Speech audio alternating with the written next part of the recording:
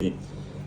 इसमें जो हम एक्सरसाइज आगा आपको समझाने लगे हैं ना, जिस साइड को पीछे वाला जॉइंट पे मैंने हाथ रखा था, फिर आपको करवट के बल लिटा के उसको चलाया और आपकी वो जो स्ट्रेच कम हुई थी, हमारा इस वक्त टारगेट वो है कि हम उसकी एक्सरसाइज पहले बताएंगे, फिर आपकी कमर की, जैसे मैंने आपको अर्ज किया था कि आप ज़्यादा ना बैठा करें, 20-25 मिनट बैठें, उसके बाद उठ के 5-7 मिनट चला करें, उस चलने के बाद दोबारा बैठा करें। और जब घर पे आए, जैसे अभी आपने तकिए को मोड़ा हुआ है, ऐसे तकिए को मोड़ा ना करें।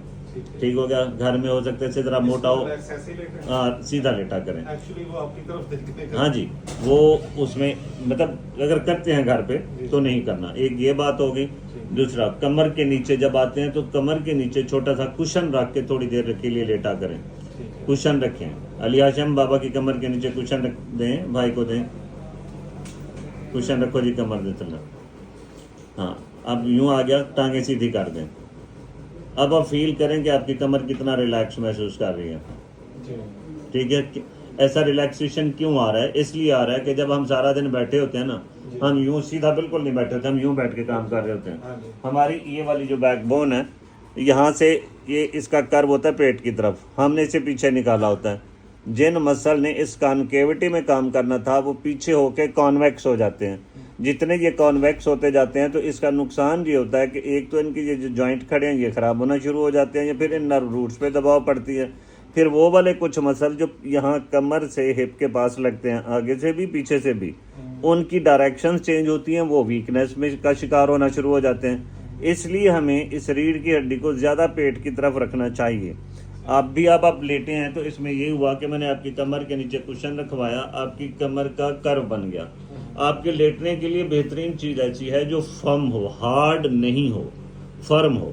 मतलब आप नया 8 इंच का 10 इंच का कोई गद्दा खरीदें, कोई मेडिकेटेड गद्दा नहीं, लेकिन इतना हो कि वो नरम नहीं होना चाहिए, थोड़ा फर्म। ठीक है। एक दूसरा, नायलन की चारपाई जो नायलन की रस्सी से बनी होती है, दी बेस्ट है वो सोने के लिए।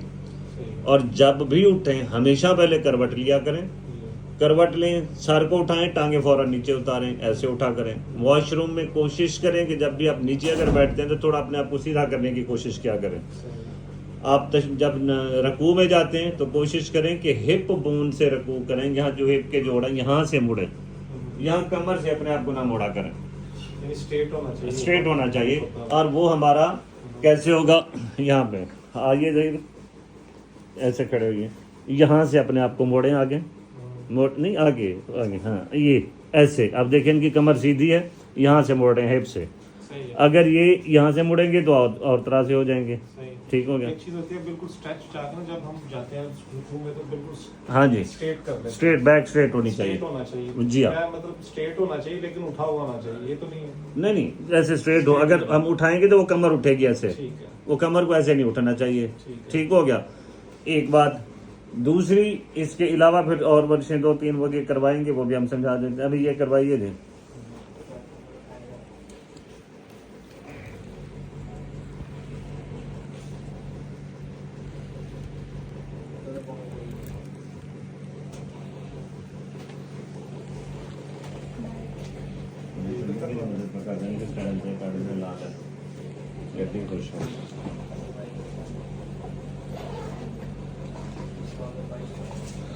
बड़ी ट्राई कर रहे हैं और बुजुर्ग नहीं है, फिर कोई ना कोई गल मुझे नहीं करूँगा।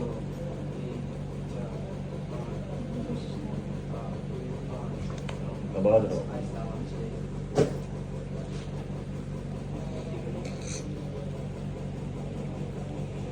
दबाने के बाद कोशिश नहीं की जाती, वो कम हो जाती है चीज़ें बस।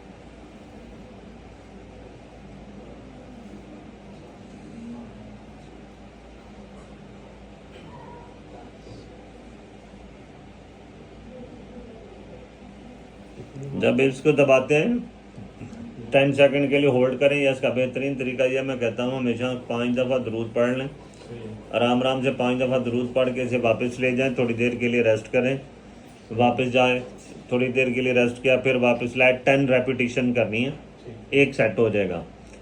10 रेपिटेशन का एक सेट, 2 सेट करने हैं। एक एक्सरसाइज तो हो गई ये। अब दूसरी एक्सरसाइज ये करनी है, इसी को दबा के पाँव मिला के इसको ऐसे दबा के रखें, बाहर खोल के स्ट्रेच दे के रखें। अब कमर को उठाएं, हवा में उठाएं, नीचे बैठ के अली हाशिम बैठ के अब कमर को देखो, यूं इतनी कमर उठा के रखनी हवा में। यहाँ पे भी 5 दफ़ा दरूद पढ़ें और उठाएं ज़रा हिप को जी, 5 दफ़ा दरूद पढ़ें, फिर आहिस्ता आहिस्ता इसको नीचे लेके आना है। ठीक हो गया जी।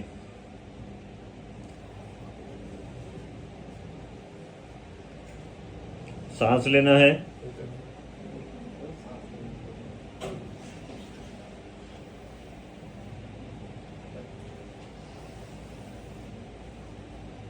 ये भी 10 दफ़ा रिपीट करेंगे, ये भी 2 सेट करेंगे।